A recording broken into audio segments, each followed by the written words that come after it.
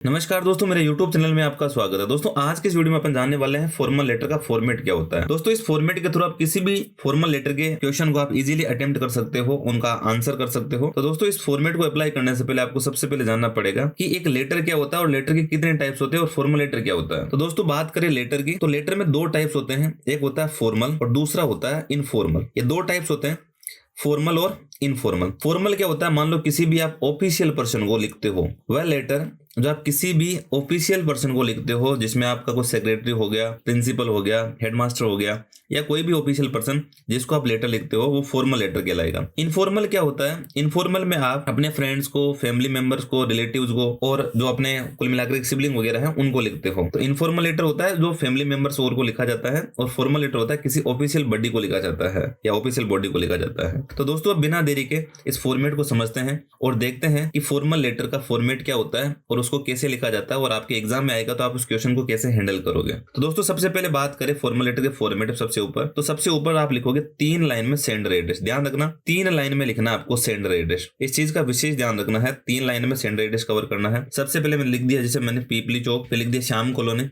बांसवाड़ा, यानी 3 लाइन में इसको कवर कर दिया मैंने। फिर दोस्तों मैं क्या करूंगा, यहाँ पे 1 लाइन का स्पेस दूंगा अपना सेंडर एड्रेस लिखने के बाद में। अच्छा, सेंडर एड्रेस आप क्या करना, कोई एक ऐसा फिक्स फॉर्मेट याद कर लेना, यानी अपना जो एड्रेस वगैरह है उसको एकदम तरीके से याद कर लेना। क्योंकि क्या होता है, अक्सर जब भी एग्जाम में बैठते हो तो आपको ऐसा लगता है कि यार मैं कौन सा लिखूं, ठीक है, तो वो माइंड में चलता रहता है। तो इसको सॉर्ट आउट करने के लिए आप एक फिक्स फॉर्मेट याद कर लेना, जिसमें आप अपना कॉलोनी नेम, उसके बाद में कोई रोड वगैरह है तो वो नाम, और उसके बाद में जो सिटी नेम है, पिन कोड वगैरह भी आप अगर लिखना चाहो तो लिख सकते हो। अब मैं क्या करूंगा, यहाँ पे ये लिखने के बाद में स्पेस छोड़ूंगा 1 लाइन का, और फिर लिखूंगा डेट। दोस्तों मैंने डेट लिखा यहाँ पे सितंबर 2020, ठीक है। तो अब यहाँ पे मैंने डेट रैंडम लिखा है कोई भी, ठीक है। आप डेट जो एग्जाम जिस ईयर में दे रहे हो उसके अकॉर्डिंग लिख सकते हो। तो अब यहाँ पे मैंने सितंबर लिखा। अब यहाँ पे ध्यान रखना सितंबर मैंने क्यों लिखा, जब भी आप लिखोगे फॉर्मेट, तो फॉर्मेट में आप सबसे पहले मंथ लिखोगे, उसके बाद में डेट लिखोगे और उसके बाद में ईयर लिखोगे। ये वाला फॉर्मेट याद रखना। यहाँ पे मैंने देखो मंथ लिख दिया, उसके बाद में मैंने डेट लिख दी, डेट के बाद में मैंने लगाया कोमा, और उसके बाद मैंने यहाँ पे लिख दिया ईयर।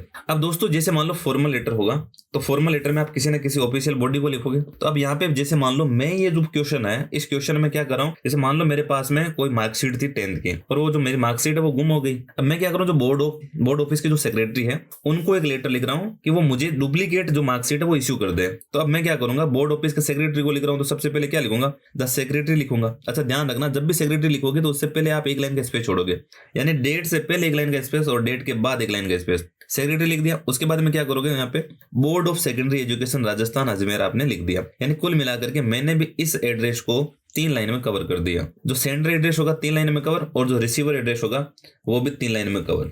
अब उसके बाद में क्या करना है, 1 लाइन का फिर से स्पेस देना है, और स्पेस देने के बाद में आप लिखोगे सब्जेक्ट। सब्जेक्ट में मैंने क्या लिखा, a duplicate copy of marksheet for the secondary exam 2020, यानी मुझे जो सेकेंडरी एग्जाम 2020 में हुए थे उसके मार्कशीट की डुप्लीकेट कॉपी चाहिए। अब यहाँ पे उसके बाद में क्या करोगे, ये जैसे ही सब्जेक्ट कवर करोगे, अच्छा ध्यान रखना सब्जेक्ट जब भी कवर करोगे उसको 1 लाइन में कवर करना, यानी एक थोड़ा सा इंडिकेशन दे देना कि हाँ मुझे इसके बारे में लेटर लिखना है। और उसके बाद में क्या करोगे, बिना लाइन खाली छोड़े आप अगले लाइन में बढ़ोगे और वहां पे लिखोगे सर या मैडम। मैंने सर यहाँ पे लिखा है। उसके बाद में यहाँ पे जो बॉडी होगा, यानी जो मेन कंटेंट है वो यही है, इसी में आपको मार्क्स मिलते हैं। इसको ढंग से लिखना है, ध्यान से लिखना है। अब जैसे मान लो मैंने थोड़ा सा इंट्रोडक्शन दे दिया, क्या दे दिया, I passed my secondary examination in 2017, यानी मेरे जो सेकेंडरी एग्जामिनेशन है उसको मैंने 2017 में पास किया था। I was a regular student of गोविड senior secondary school Nasirabad Ajmer, यानी मैं गोविड senior secondary school Nasirabad Ajmer का एक रेगुलर विद्यार्थी था। माई रोल नंबर वाज 0640440, यानी ये जो मेरे रोल नंबर है, रोल नंबर आप रेंडम कोई भी डाल देना, ठीक है। ऐसे डिजिट डालना जिससे लगे कि हाँ ये सच में रोल नंबर है। I got the first division in the examination, मुझे एग्जामिनेशन में फर्स्ट डिवीजन मिला था। अनफॉर्चुनेटली, दुर्भाग्य से, I have lost the original marksheet of class 10th, लेकिन दुर्भाग्य वाली बात यह है कि जो मेरी ओरिजिनल मार्कशीट क्लास 10th की वो मैंने खो दी है। सो इसीलिए I need a duplicate copy of the same, इसीलिए मुझे इस मार्कशीट की डुप्लीकेट कॉपी चाहिए। I am sending you DD for the required charges, और जो रिक्वायर्ड चार्जेज है, जैसे मान लो डुप्लीकेट मार्कशीट इश्यू वगैरह करते हैं तो उनके लिए कुछ चार्जेस भी फिक्स होते हैं। तो ये बोल रहा है कि जो रिक्वायर्ड चार्जेस है उनके लिए मैं आपको डीडी भी सेंड कर रहा हूँ। Kindly send the duplicate copy of the marksheet at the earliest to the address, और यहाँ पे जो एड्रेस, यहाँ पे जो ऊपर मेंशन है उस एड्रेस पर जितना जल्दी हो सके उतना जल्दी जो डुप्लीकेट मार्कशीट है उनको भेजने का श्रम करे, कष्ट करे।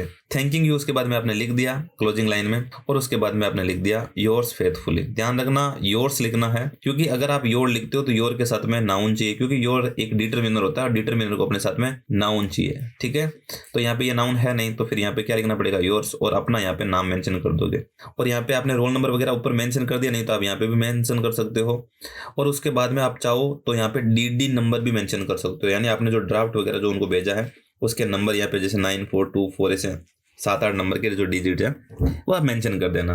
तो ये था फॉर्मेट फॉर्मल लेटर का, जिसमें आपको बस कुछ नहीं करना है, एक छोटा सा फॉर्मेट है, उसके थ्रू आपको चलना है। और ध्यान रखना जो चीजें मैंने बताई है उनको तरीके से लिख के आना, अच्छी हैंड राइटिंग के साथ में। और उम्मीद करता हूँ आपको ये वीडियो पसंद आया होगा।